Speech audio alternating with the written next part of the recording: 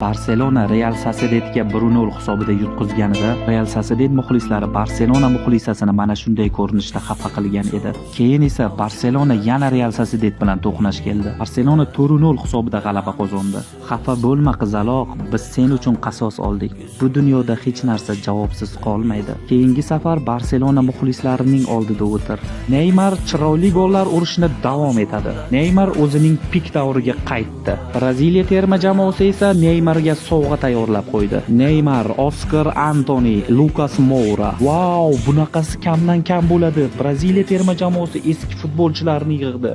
Lamin Yamal ro'za tutayotgani aytilmoqda. Barselonaning bugungi mashg'ulotlarida futbolchilar suv ichib olish uchun pauza qilishgan edi. Lamin Yamal esa mashg'ulotlarini davom ettirdi. Yamal asli kelib chiqishi marokashlik musulmon futbolchi. Husanovni tanqid qilayotganlar juda ham ko'payib ketdi. Gvardiola ahmoq emas, keraksiz futbolchini jamoaga olib keladigan. Ko'rib turibsiz, Husanovni qanotidagi mashhur futbolchilarni barchasining ballari past. Husanov barchasini to'xtatdi. Isroil Madrimovning g'alabasidan keyin barcha uni kutib olish uchun chiqishgan. Mashhur insonlar, kazolar, juda ham ko'p jurnalistlar. Mag'lubiyatga uchraganingda esa u insonlarni birontasini ham ko'rmaysan. Xafa bo'lma do'stim, bu dunyoda og'ir vaziyatga tushib qolganingda barchaning asl yuzi ochiladi. Isroil Madrimov, sen hali yana chempion bo'lasan. Olg'a!